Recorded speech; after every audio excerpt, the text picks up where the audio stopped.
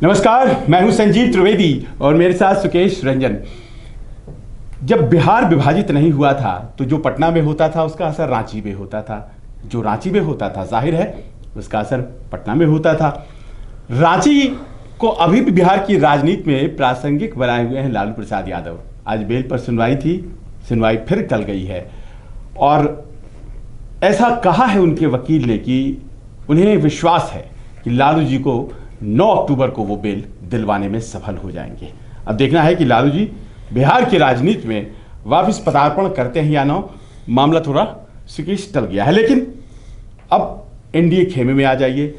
2 बड़े नेता पहुंच गए हैं जिन्हें निर्णय करना है कि एनडीए का आकार क्या होगा, सीटें कैसे बटेंगी। भारतीय जनता पार्टी के राष्ट्रीय अध्यक्ष जेपी नड्डा पटना पहुंच चुके हैं, देवेंद्र फडणवीस पटना पहुंच चुके हैं, भूपेंद्र यादव पटना में हैं, तमाम बड़े नेता पटना पहुंच चुके हैं और कल मुलाकात नीतीश जी से होनी है। जाहिर है सीटों पर हम आप सोच रहे होंगे कि बातें होंगी। सुकेश, क्या सीटों पर ही बातचीत होगी या बातचीत का दायरा कुछ और भी होगा? नहीं, प्राइमरीली सीटों पे बातचीत होगी। देखिए, एक बात तो अंडरलाइन हो गई है नड्डा और नीतीश कुमार की मुलाकात से कि ये 2 बड़े दल जो हैं वो इस गठबंधन में सबसे बड़े दल हैं और वो फिगर करते हैं, वो स्ट्रक्चर करेंगे चीज़ों को कि कैसे क्या होना है, ये तय है। पिछले कुछ दिनों से जो एलजेपी की तरफ से मीटिंग हुई, बयान आया, उसके बाद भी कोई बड़े नेता एलजेपी की तरफ से, एनडीए में अभी 3 दल हैं, मांझी को नीतीश कुमार ने अपनी तरफ से उनको शामिल करा लिया है। कल की बैठक में रामविलास पासवान या चिराग पासवान नहीं है। ये बैठक कहा जा रहा है औपचारिक है क्योंकि नड्डा वहाँ गए हैं, नड्डा पार्टी के अध्यक्ष हैं, उन दोनों पार्टियों का गठबंधन है, नीतीश कुमार की नड्डा से मुलाकात होगी तो ये औपचारिक माना जा रहा है। लेकिन चुनावी वक्त में जब 2 पार्टी के अध्यक्ष मिलेंगे तो सीटों पे जाहिर तौर पे चर्चा होगी। अब ये चर्चा का दायरा क्या होगा, थोड़ा उस पर चर्चा कर लें। एक जानकारी जो दर्शकों को देना चाहता हूं, इस बैठक के पहले, जो ये बैठक होनी है उसके पहले जो दिल्ली में बीजेपी की तरफ से एक रूपरेखा तैयार हुई थी, जो कुछ बड़े नेता नाम न लिए जाने की शर्त पे बताते हैं कि इनिशियली ये अग्री किया गया था कि हमारे तरफ से ये कहा जा सकता है कि 110, 110 और 23। उस समय तक मांझी पिक्चर में नहीं थे। मांझी आज भी पिक्चर में नहीं है। कल की बैठक में क्या होता है, क्या उनको ऑफिशियली एनडीए का पार्टनर मान लिया जाता है? एक तो चर्चा ये भी होगी कि मांझी अगर लड़ेंगे तो एनडीए के पार्टनर तो होंगे। एक चर्चा इस पे भी होगी चूंकि मांझी को नीतीश कुमार लेकर आए हैं। तो इनिशियली फिर से बताऊं कि बीजेपी को लगता था कि 110, 110 और 23 सीटों पे हम पासवान को ऑफर करेंगे। तर्क यह था कि हम भी ज्यादा सीटों पे लड़े थे, लेकिन अब चूंकि एक बड़ा सहयोगी जिसके ज्यादा विधायक हैं वो हमारी पार्टी के साथ, उनका गठबंधन हो चुका है, हम सरकार चला रहे हैं, तो कुछ आपको सैक्रिफाइस करना होगा, कुछ हमें सैक्रिफाइस करना पड़ेगा। लेकिन कोई स्ट्रक्चर्ड बैठक अभी भी एलजेपी और बीजेपी की तरफ से नहीं हुई। ये पहली बैठक इन पर्सन 2 बड़े नेताओं की हो रही है। उसके बाद इस बात पे कुछ कयास लगाना संभव होगा कि बातचीत हुई तो उससे क्या निकल कर आया। दूसरा एक तर्क यह दिया जा रहा था कि बराबर बराबर की सीटें बांट लें और आप एलजेपी को अपनी तरफ से दे दें, हम मांझी को अपनी तरफ से दे दें। लेकिन ज्यादा जो चर्चा बीजेपी के अंदर हुई, वो जो मैं पहली बात कह रहा हूं, 110, 110, 23, क्या गाड़ी वहीं रुकती है या जो दबाव बनाया है पासवान की पार्टी ने, वो 42 सीटों पर लड़े थे। कोई भी पार्टी अपना ग्राउंड छोड़ना नहीं चाहती है, लेकिन तर्क यह हो सकता है बीजेपी की तरफ से शायद कि 42 में आपका स्ट्राइक रेट बहुत कम था, आप 2 ही सीटें जीते थे। यह तर्क पासवान की तरफ से भी हो सकता है कि आप जितनी सीटों पे लड़े थे, आप कितने जीते थे, आपका भी स्ट्राइक रेट कम है।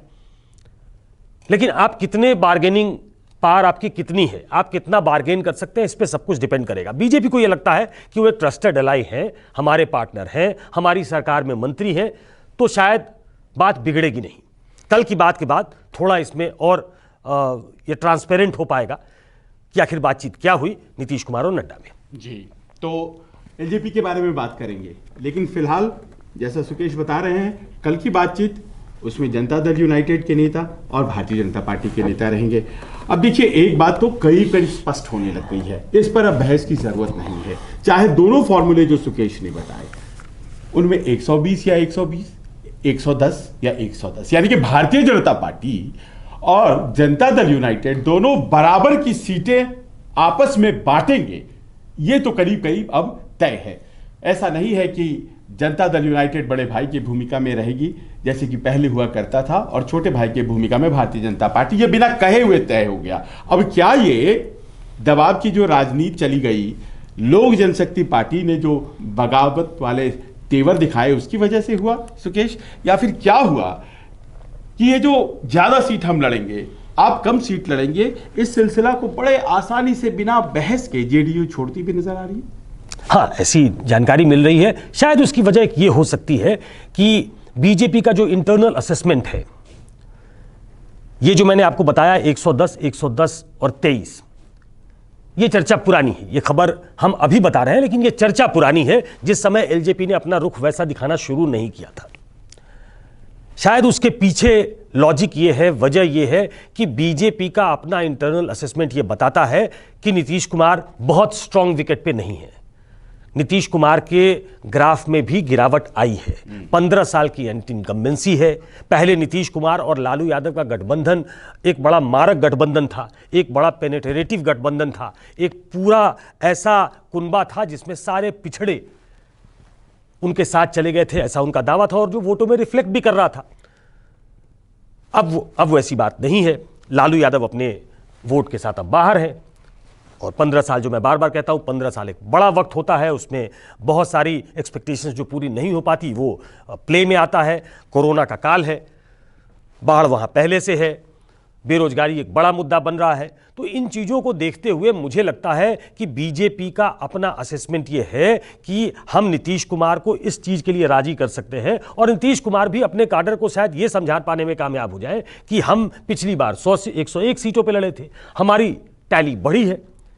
आज भी जब मैं आपसे बात कर रहा हूं, 2 कांग्रेस के विधायक, सिटिंग विधायक, उन्होंने जेडीयू ज्वाइन किया है। लेकिन अब जो भी ज्वाइनिंग हो रही है, मुझे लगता है कि या तो उन्हें अपने कोटे से अपने जो उस इलाके के विधायक होंगे उनका टिकट काट के कांग्रेस को देना होगा। लेकिन यह जानकारी मिल रही थी कि बहुत सारे लोग, जो उनके सोर्स है, कि जेडीयू ज्वाइन करना चाहते हैं, लेकिन हमारे पास अब उनके पास ऑफर देने के लिए कुछ नहीं है। तो यह तो तय हो गया है, ऐसा लगता है कि जेडीयू और बीजेपी बराबर बराबर सीटों पे लड़ेंगे। क्या पासवान बीजेपी से कुछ ज्यादा सीटें झटक पाते हैं? क्या 23 की संख्या क्या उनको कम लगती है? क्या जाहिर तौर पे कम होगी। 42 से 23 पे आते हैं तो आपके बहुत सारे जो विधायक होंगे, बहुत सारे जो कैंडिडेट, विधायक तो नहीं, विधायक तो 2 ही हैं, लेकिन बहुत सारे जो उनके क्षेत्र के विधायक होंगे, माफ कीजिएगा, जो उम्मीदवार होंगे, जो तैयारी कर रहे होंगे, उन्हें निराशा होगी। तो क्या उसके लिए पासवान कुछ बार्गेन कर पाएंगे? क्या वो अगली बैठक में तय होगा। लेकिन ये आप जरूर कह रहे हैं, जिसमें सत्यता नजर आती है, कि जो फॉर्मूला 2019 के लोकसभा चुनाव में था, लगता है कि वही फॉर्मूला यहां अप्लाई करेगा विधानसभा के चुनाव में भी। अब वो फॉर्मूला तब अप्लाई करेगा जब लोक जनशक्ति पार्टी कुछ उसी तरह से तैयार हो जाती है जैसे कि वो 2019 के लोकसभा चुनाव में तैयार हुई थी। दोनों बराबर और कम सीटों पर लोक जनशक्ति पार्टी। लेकिन मेरा ज्यादा जो कौतूहल है, जिज्ञासा मेरी जो है, वो इस बात को लेकर है कि कम से कम 10 से 15 दिन का फासला हो चुका है।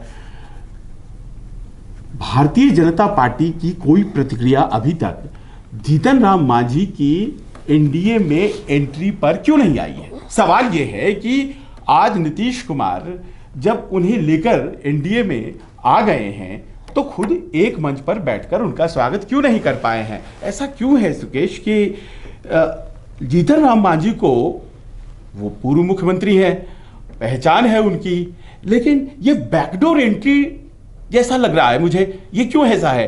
क्योंकि अगर उनका स्वागत होता एनडीए में तो भारतीय जनता पार्टी भी मौजूद होती, वो एक मंच होता और वो आते। अब वो तो अपने तरफ से खुलकर कह रहे हैं कि हम जी आ चुके हैं, हम एनडीए में घुस चुके हैं और हम साथ लड़ेंगे चुनाव, और अपने प्रतिद्वंदियों को वो भला बुरा कह भी रहे हैं और इसमें वो एलजेपी को भी प्रतिद्वंदी ही मान रहे हैं। लेकिन उनके लिए बोलने वाला ना जेडीयू की तरफ से कोई सामने आ रहा है, उनको वो मंच भी नहीं दे रहा है। क्या भारतीय जनता पार्टी को बिना पूछे जनता दल यूनाइटेड ने एनडीए में कोशिश की है मांझी की एंट्री की? मुझे लगता नहीं है, इसलिए मैंने अपने शुरुआती कमेंट में ही कहा कि कल जब ये चर्चा होगी नीतीश कुमार और नड्डा के बीच, तो इस बात पे भी चर्चा होगी कि कोई एक दल जिसको नीतीश कुमार ने ग्रीन सिग्नल दे दिया है, वो क्या एनडीए के बिना पार्ट हुए नीतीश कुमार के साथ हैं क्या? ऐसा नहीं हो सकता, ये प्रैक्टिकली पॉसिबल नहीं लगता है। ऐसे में जबकि उन्होंने अपनी पार्टी का जेडीयू में विलय नहीं किया है, वो एक इंडिपेंडेंट आइडेंटिटी बना के रखना चाहते हैं, तो ऐसे में उनको ये बताना पड़ेगा कि हम जो है वो वापस से एनडीए का हिस्सा है। 2015 में वो एनडीए का हिस्सा था, उस समय तो वो बड़े कैच थे, प्रधानमंत्री की रैलियों में बहुत मुखर तौर पे उनको दिखाया गया, प्रधानमंत्री ने उनके हवाले से ही नीतीश कुमार पे हमला भी किया था। मुझे लगता नहीं है कि उनके आने से इनको लाया गया था नीतीश कुमार की तरफ से शायद चेकमेट करने के लिए पासवान को, लेकिन उनको अब एनडीए के फोल्ड में लाना पड़ेगा और कल इस बात पे मुझे लगता है मुहर लग जानी चाहिए। आपने कहा कि एक अपीयरेंस होना चाहिए था कि अब मांझी भी आ गए हैं, पूर्व मुख्यमंत्री हैं, एक दलित के चेहरा वो भी हैं, महादलित के तौर पे उनको आगे बढ़ाया गया था। नीतीश कुमार ने भी दलित के तौर पे उनको मुख्यमंत्री की गद्दी सौंप दी जब वो चुनाव हार गए थे 2014 का। तो क्या वो बिना बीजेपी से बातचीत किए हुए आ गए? मुझे ऐसा लगता नहीं है। बीजेपी से बातचीत हुई होगी, जो एक मंच नहीं मिलने की बात है वो शायद कोरोना का काल भी है, इसलिए फिजिकल मीटिंग ऐसे में बहुत सारी मीटिंग्स नहीं हो पाई हैं। अब मुझे लगता है कि जबकि नड्डा वहां है तो इस चीज पे एक फाइनलिटी करनी पड़ेगी कि मांझी एनडीए के हिस्सा है कि नहीं। बिना मांझी के एनडीए के हिस्सा हुए चुनाव मैदान में वो रहे, मुझे ऐसा लगता नहीं है। बहुत महत्वपूर्ण बात, क्योंकि कल ये तय होना है, कोई चीज तय हो ना हो, ये तय हो जाएगी कि मांझी क्या विधिवत रूप से एनडीए में आ चुके हैं, भारतीय जनता पार्टी उस पर क्या स्टैंड लेती है। देखिए अभी तक कोई स्टैंड नहीं लिया गया है। ठीक है, मंच नहीं दिया जा सकता है, लेकिन उनके लिए बयान तो दिया जा सकता था, एक ट्वीट तो किया ही जा सकता था, लेकिन ऐसा कुछ भी नहीं किया भारतीय जनता पार्टी ने। अब जब भारतीय जनता पार्टी के राष्ट्रीय अध्यक्ष वहां मौजूद हैं, इलेक्शन के इंचार्ज वहां मौजूद हैं, तमाम बड़े नेता जिन्हें चुनाव कराना है भारतीय जनता पार्टी के, वो वहां मौजूद है, तो जाहिर है मांझी पर तो कॉल लेना पड़ेगा। तो इसीलिए कल क्या होता है इस पर नजरें हमारी बनी रहेंगी। कहीं ना कहीं थोड़ा तो असहज मामला लगता नजर आता है, पर ज्यादा इंतजार नहीं करना पड़ेगा। अब बात हम कहते हैं लोक जनशक्ति पार्टी की। देखिए सीटों पर बात हो उसके पहले सुकेश कह रहे हैं आकार पर बातचीत होगी, और आकार में एक छोटा कोण जो है वो तो मांझी का है, वो तय हो जा सकता है। लोक जनशक्ति पार्टी जो सिर्फ 2 सीटें जीत कर आई थी, आज वो 143 सीट खड़े करने की बात कह रही है, इरादा दिखा रही है, घोषणा नहीं हुआ है। वो कहती है कि हम तैयार हैं, नीतीश जी पर हमलावर भी है। तो पहले तो ये आकार तय होना, उसके बाद तो सीट की बात आएगी ना कि आखिर एलजेपी एनडीए के भीतर है या फिर एनडीए के भीतर नहीं है। नहीं, जो जानकारी है उसके मुताबिक बीजेपी आश्वस्त है कि वो एनडीए के भीतर रहेंगे। जेडीयू ने मांझी को लाकर वो कमी, अगर रिक्त होता है वो स्थान, तो वो भरने की कोशिश की है कि महादलित का एक चेहरा हमारे पास ऑलरेडी है जो इस प्रदेश के मुख्यमंत्री रहे हैं। ये एक स्मार्ट मूव बीजेपी की तरफ से हो सकता है कि अगर एलजेपी हमारे बारे में, उनका ओपिनियन 15 साल के बारे में, नीतीश कुमार के बारे में, कॉमन मिनिमम प्रोग्राम बनाए जाने के बारे में, अगर वो तमाम चीज़ों पे हम पे हमलावर है, तो हम एक ऐसे व्यक्ति को खड़ा करेंगे जिसके बारे में बीजेपी भूरी भूरी उनकी प्रशंसा कर चुकी है, तो उन्हें लेने में कोई दिक्कत नहीं है। तो उन्होंने काट के तौर पे मांझी को खड़ा कर दिया। ऐसे में पासवान के पास 2 रास्ते बचते हैं। अगर ये मीटिंग नहीं होती, अगर ये लिंगर ऑन होता, तो शायद हम इसमें ज़्यादा रीड कर सकते थे। अब जबकि राष्ट्रीय अध्यक्ष 2 दलों के मिल रहे हैं, तो ये तो साफ लगता है कि ये दोनों गठबंधन में रहने वाले हैं, इसमें कोई डाउट दिखता नहीं है। मांझी के बारे में उनकी ओपिनियन, माफ कीजिएगा, पासवान के बारे में उनकी ओपिनियन ये है कि उन्हें मनाया जा सकता है। सीटों की बात जो थोड़ी बहुत इधर उधर होगी वो हम लोग देख लेंगे, क्योंकि अब वो पिछली बार भी 143 सीटों पे तो नहीं लड़े थे, 42 सीटों पे लड़े थे। वो अपना ग्राउंड लूज नहीं करना चाहती है, कोई भी पार्टी नहीं करना चाहती। तो शायद उनका ये अभी तक जो बीजेपी के नेताओं से आप बात करें तो उन्हें यही लगता है कि कोई भी पार्टी जिनका अपना फ्लैग है, अपना एक कॉन्स्टिट्यूशन है, अपनी एक पार्टी है, अपने कार्यकर्ता हैं, तो उनके कार्यकर्ता अधिक से अधिक चाहेंगे तो अपने कार्यकर्ताओं को भी एक मैसेज देने के लिए कि हम बीजेपी से लड़े थे, हम एनडीए के अंदर लड़े थे, आपके लिए भी, अपनी पार्टी के लिए भी, लेकिन स्थितियां परिस्थितियां कुछ ऐसी बन रही हैं जिसमें शायद वो लायन शेयर हमें नहीं मिल सकता है, तो हमें इतने से संतोष करना पड़ेगा। ये बीजेपी का मोटे तौर पे मानना है। जेडीयू इसमें विन विन सिचुएशन में इसलिए अपने आप को पा रही है कि मान लीजिए कि पासवान तैयार नहीं है तो ये कॉल बीजेपी को लेना है कि अब पासवान के साथ क्या करना है। रामविलास पासवान एक ट्रस्टेड एलाई तो उनके हैं। मैंने बार बार कहा कि जब दोबारा एक सैंक्टिटी देने की बात थी पासवान को तो रामविलास पासवान उसमें सबसे आगे थे। तो क्या उनको छोड़ देगी बीजेपी? मुझे लगता नहीं है छोड़ देगी। जेडीयू को लगता है कि अगर वो चले भी जाते हैं तो हमारी सीटों की संख्या फिर और बढ़ जाएगी, हम अपने ज्यादा उम्मीदवार, हम शायद 120 सीटों पे फिर लड़ पाएंगे और उसके बाद स्थितियां साफ हो जाए कि क्या है, क्योंकि उनका वोट शेयर क्या था, उनका स्ट्राइक रेट क्या था, ये सबको मालूम है। हर पार्टी दूसरे पार्टी को उसका एक जो उसको क्या कहते हैं, वीक पॉइंट है, उनकी जो वीकनेस है वो सामने रखकर उनको आईना दिखाना चाहती है।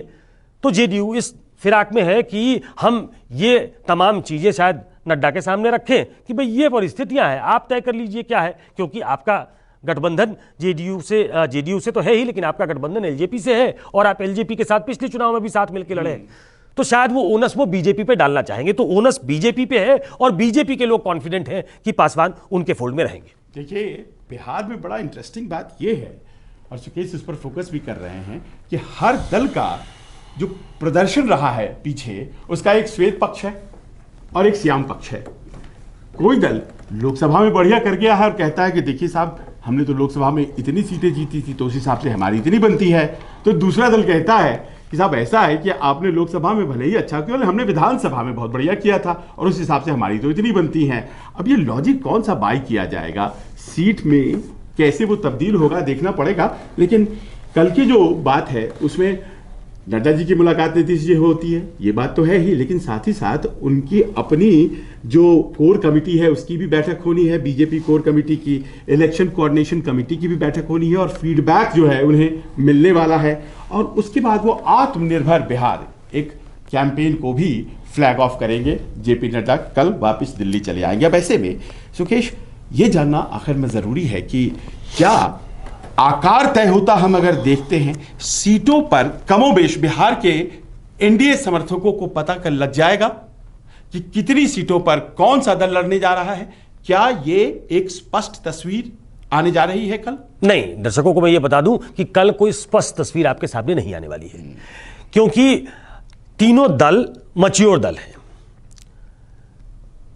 दो दल जिनके बीच में बैठक हो रही है वो ऐसा कतई नहीं कर सकते कि हम सीटें तय करके अनाउंस कर दें और एलजेपी के लिए सीटें छोड़ दें। जब भी ये अनाउंसमेंट होगी तो एक साझा प्रेस कॉन्फ्रेंस होगा और उसमें बताया जाएगा कि हम इतने सीटों पे लड़ने के लिए तैयार हुए हैं। कोई भी जो स्ट्रक्चर्ड पॉलिटिकल पार्टी होती है, आप याद करिए पिछली बार भी ऐसा ही हुआ था। याद करिए कि आरजेडी, जेडीयू, कांग्रेस, ये तीनों साथ बैठे थे और तीनों के बड़े नेता साथ बैठे थे और उन्होंने अनाउंस किया था कि हम इतनी सीटों पे लड़ने वाले हैं। जिस दिन आपने ये नहीं किया तो ये साफ तौर पे संदेश जाएगा कि एका नहीं है। और ये खतरा एक इनकम्बेंट गवर्नमेंट जो चैलेंजर की भूमिका में नहीं है, मैं बार बार कहता हूं, जो डिफेंडर की भूमिका में है, प्रधानमंत्री का रोल भी इस बार टफ होने वाला है। मैं कल भी कह रहा था कि वो डिफेंड करने जाने वाले हैं अपनी सरकार को, वो चैलेंज करने नहीं जा रहे हैं पिछली बार की तरह। तो एक गठबंधन जो अपनी सरकार को डिफेंड करते हुए चौथी बार के लिए मैंडेट मांगने जा रहा है, उसे अपने आप में सशक्त दिखना होगा। उसे दिखाना पड़ेगा कि हमारी जो एकता है वो चट्टानी एकता है, भले न हो लेकिन दिखाने के लिए ऑप्टिक्स राजनीति में बहुत महत्वपूर्ण स्थान उसका होता है। तो इसलिए कम से कम कल एक बेसिक लेवल की बातचीत होगी, अंदर सीटों की बातचीत भी होगी, लेकिन वो आपके सामने नहीं आ पाएगी, दर्शकों के सामने हम लाने की कोशिश करेंगे कि आखिर बातचीत क्या हुई। लेकिन आप कोई घोषणा होता हुआ कल नहीं देखेंगे, जब तक पासवान की पार्टी के साथ भी बैठकर चर्चा नहीं हो जाती है, और मुझे लगता है कि मांझी भी एनडीए के फोल्ड में होंगे, तो चारों दल एक साथ बैठें, तय कर ले और एक साथ घोषणा हो जाए कि हम इतनी सीटों पे चुनाव लड़ने वाले। यानी कि इंतजार बहुत कुछ है, पर कल बॉडी लैंग्वेज क्या कहता है, हाव भाव क्या कहता है, वो तमाम बातें आपको हम बता देंगे, क्योंकि कल से सिलसिला शुरू हो जाएगा। महागठबंधन में तो अब लालू जी का इंतजार और बढ़ गया है, तो वहां तो थोड़ी देरी हो सकती है। कल शनिवार है, कल जो तस्वीर उभरेगी वो आपको बताएंगे, लेकिन उसके बाद सोमवार से संसद का सत्र है, और संसद के सत्र में इस तरह की बातें जरा कम होती हैं, क्योंकि ध्यान दल का जो होता है वो संसद की तरफ होता है, और वो इस महीने के आखिर तक चलेगा। तो कल की बात बहुत निर्णायक है, क्योंकि उसी पर जो दूसरे नेता हैं जो थोड़े कम सीनियर हैं वो बात को आगे बढ़ाएंगे। यानी कि फाइनल फैसला कहीं ऐसा तो नहीं है कि अक्टूबर के फर्स्ट वीक में जा रहा है या फिर उसके पहले हो जाता है, ये भी देखेंगे। आज बस इतना ही, हमें दीजिए इजाजत। अपना प्रेम, अपना सहयोग, स्नेह जरूर बरकरार रखिए। नमस्कार।